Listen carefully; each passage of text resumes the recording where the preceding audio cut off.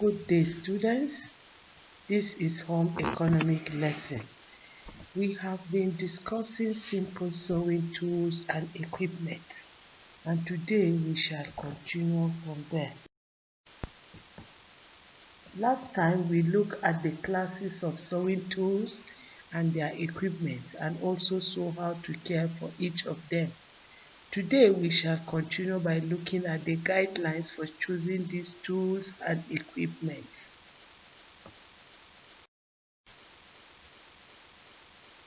Guidelines for choosing sewing tools and equipment. In choosing sewing tools and equipment, there are some guidelines that are supposed to direct and guide us in choosing the tools and equipment so that we could choose effectively. In choosing measuring tools and equipment, we are supposed to choose the ones with smooth edges to prevent snagging the fabric. Once the fabric is snagging, it can get torn without any mistake. So anytime we are choosing sewing tools and equipment, we have to choose the ones with smooth edges so that it will prevent snagging the fabric and keep the fabric in good shape. Then when choosing measuring tools and equipment, we should choose the ones that have accurate scales and can be easy to read. There are times that the measuring equipment are already faded. The scales are faded already because they are very old. Once they become old, they are supposed to be disposed of and new ones be bought so that the scales will show clearly for one to be able to read through for accuracy. Then tape measure. Most tape measures are supposed to be plastic because the plastic ones are the best to be used. And so the plastic ones are non-stretch. So they are the ones that could really serve better. So we should choose those ones that are non-stretch so that it could serve us better. Then in marking equipment, we should choose the ones that will not leave permanent mark on our fabric. There are some marking equipment, especially the marking paper or the tracing paper. There are good tracing papers that we could buy and use them for marking instead of using the carbon papers from the typist. The olden way of typing before, they are used to carbon papers, and at times we are tempted to carry them and use for tracing. And the problem is that they will leave marks on our fabric. So instead of going for the carbon paper from the typist, there are tracing papers in the market that could serve better. Then we are also to choose cutting equipment such as scissors and shears that will not rust. Rust is a stain, and when your fabric is affected by rust, you have to really take time before removing the stain from it. And so in order to avoid that, it's best to go for stainless steel scissors and shears because they cannot rust easily. So once you go for them, it will serve better. Then we are also to choose scissors and shears with good and durable handle. Some of the handles of our scissors are not strong, and most of the times when you come across such scissors, you will discover that they are cheaper, and you go up for them because of the cheap nature and not the durability. But it's best to buy what is durable so that it will avoid the rate at which you will buy and be changing it often. So go for the ones that have better handles or the ones that could last longer because they are good and they could last. Then for stitching equipment and tools, you are supposed to make sure the ones you go for are those ones that cannot rust easily. They are rust proof, so that it could serve the purpose for which you are using them for. Once your needles and pins have rust, certainly those rusts will be transferred to your fabric.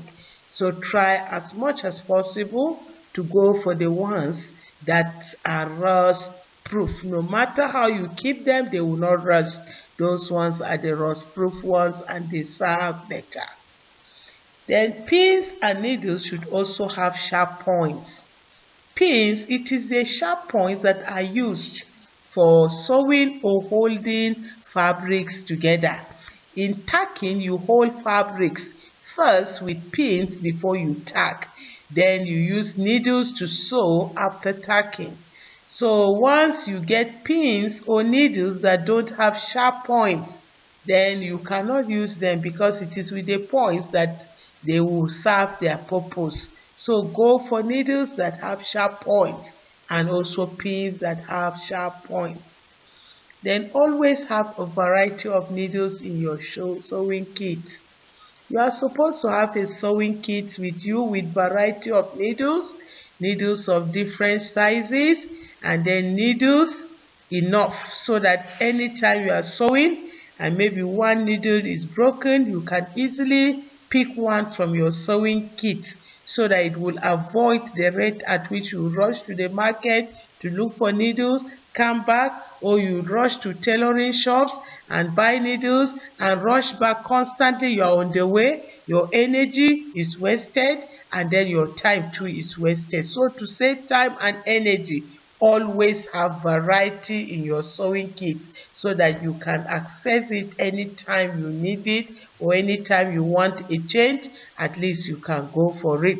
There are times you might even need it not because the one you are using has spoiled, but maybe because the texture of the fabric you are sewing will need a different one, and because you already have variety, you can easily pick from your sewing kit and change. And the needles to choose for sewing a piece of work should depend on the following.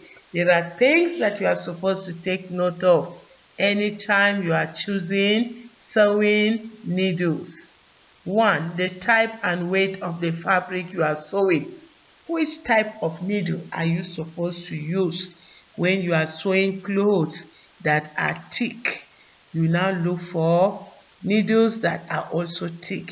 Then when you are sewing clothes that are fine, fabric that are fine, you go for fine needles. It is not just any thread for any needle, but the ones that are best for the fabric that you are sewing. And the type of sewing process or stitch you are performing. Which type of stitches are you making? Is it decorative stitches? If you are doing decorative stitches, then the type of needle you use for decorative stitches is not the same with the ones you will do for your hand sewing or for your table mat or for your baby dresses. So they cannot be the same. So make sure you choose the best type of needle in accordance with the sewing processes. Then the size of the thread you are using. Which size of thread are you using will determine the type of needle you are choosing.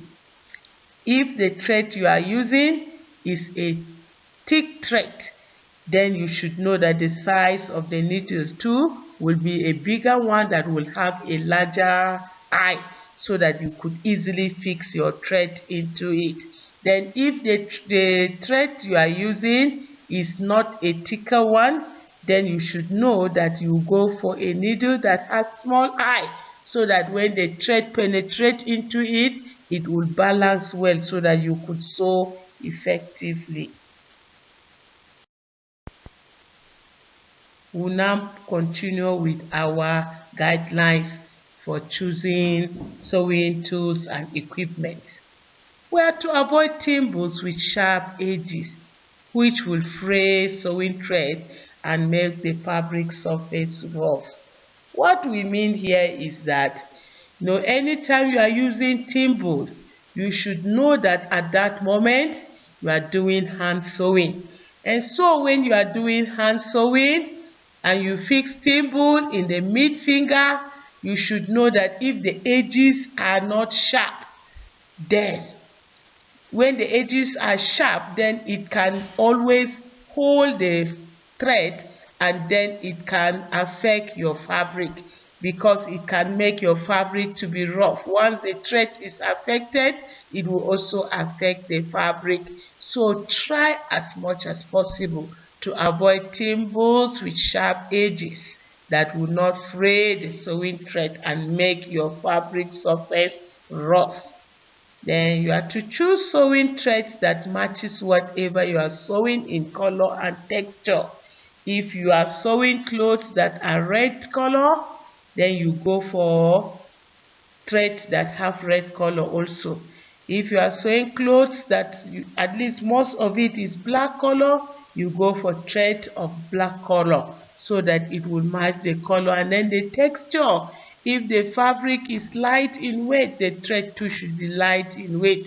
If the fabric is thick, the thread too should be a thicker thread so that it could last long. Then always choose the right equipment for the right job. For instance, use seam ripper for removing stitches instead of razor blade. Most of our seamstresses and tailors, you discover that they carry scissors and put in the shop, and anytime they are trying to loosen a seam, they now pick scissors, just razor blade to cut sharp, and that at times has torn some of the fabrics. So seam ripper will only loosen the seam, and then it will not affect your fabric. So it is best to use the right equipment for the right job when it comes to sewing. So that is that about the guidelines for choosing sewing tools and equipment. It's an assignment for you here. You are to find out local fruits, leaves, and other material used for dyeing clothes in your community. Use one of them to dye a piece of white cotton fabric. Then number 2, snap the fabric and mention the plant you use to dye your fabric. Send through WhatsApp number 08069156866.